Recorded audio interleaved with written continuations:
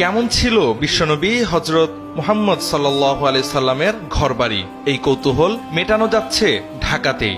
ধানমন্ডির লেকের পাড়ে দেখা যাচ্ছে মহানবীর ঘর, আসবাবপত্র, তাঁবু ও মসজিদ। কাঁচামাটির দেয়াল, খেজুর পাতার ছাউনি, কূপ, বাঁশের সিঁড়ি এবং প্রাচীনকালের নিত্য ব্যবহার্য সামগ্রী ব্যবহার করে তৈরি হয়েছে 1400 বছর আগের জীবন্ত আরব। দর্শনার্থীরা ফিরে যেতে পারছেন নববী যুগের সেই মহিমান্বিত সময়ে। ঢাকার ব্যস্ত জীবনের মাঝখানে এক টুকরো নববী ইতিহাস জীবন্ত হয়ে উঠেছে ধানমন্ডি লেকপাড়ে। মসজিদুত তাকওয়ায় চলছে 3 দিন ব্যাপী ব্যতিক্রমী আয়োজন সিরাত উৎসব। বইয়ের পাতা বা ধর্মীয় বক্তৃতার গণ্ডি ছাড়িয়ে দর্শনার্থীরা দেখতে পাচ্ছেন 1400 বছর আগের আরব সমাজ ও রাসূলুল্লাহ সাল্লাল্লাহু আলাইহি সাল্লামের যুগের জীবনের বাস্তব প্রতিচ্ছবি। বিশেষ আকর্ষণ হিসেবে রাখা হয়েছে ফাতেমা রাদিয়াল্লাহু তাআলা আনহা এর ঘরের আদলে নির্মিত একটি কক্ষ, যা সরলতা আর পরিমিত জীবনের এক অনন্য নিদর্শন হিসেবে উপস্থাপিত।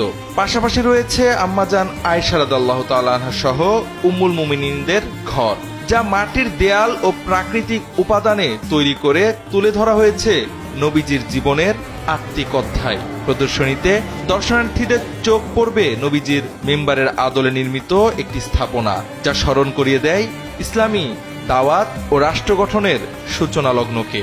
সবচেয়ে বড় বিষয় হচ্ছে এসব কিছু বানানো হয়েছে হাদিসের ভাষ্য অনুযায়ী। সিরাত নিয়ে যারা ন্যূনতম পড়াশোনা ও জানাশোনা রাখেন, তারা এই দৃশ্য দেখে আপ্লুত হচ্ছেন। এবার একটি নতুন ইভেন্ট যুক্ত হয়েছে, এটার নাম আমরা দেখেছি চোখে দেখা নবীজির সিরাত। সিরাতের অনেক বর্ণনা আমরা পাই কিতাবের ভাষায়, কিতাবের পাতায়।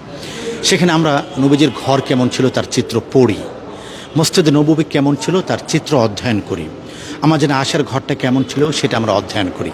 কিন্তু আমরা এবার মসজিদে তাকওয়াতে এমন একটা আয়োজন করেছি, কিতাবে আপনি যেটি পড়েছেন, বইয়ের পাতায় আপনি যেটি পড়েছেন, সেটি আপনি চোখে দেখবেন।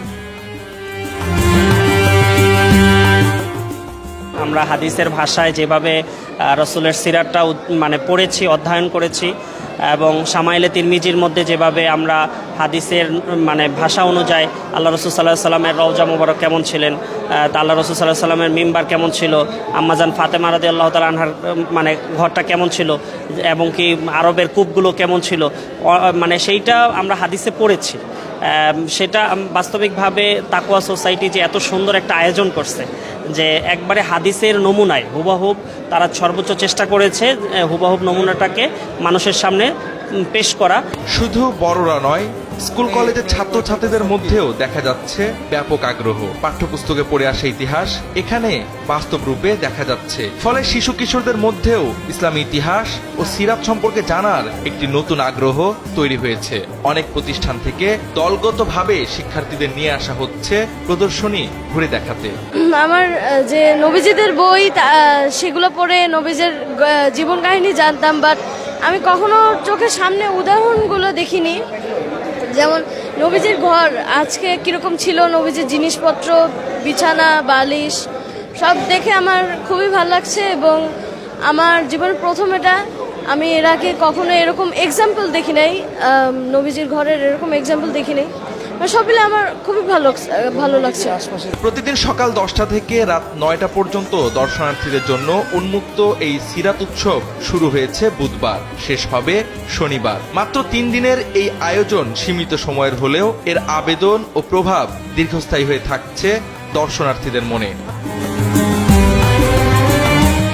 এই সিরাত উৎসব আয়োজনের মূল বার্তা হলো নবীজির সিরাত কেবল ইতিহাস নয়, এটি হলো জীবনের পথ নির্দেশ। প্রতিটি মানুষ তার জীবনে এই আদর্শকে ধারণ ও অনুসরণ করলেই সমাজে ফিরে আসবে সেই শান্তি, সেই মানবতা, যা প্রিয় নবী প্রতিষ্ঠা করে গেছেন 1400 বছর আগেও। জাওয়াদ আহমদ, সময়ের আলো।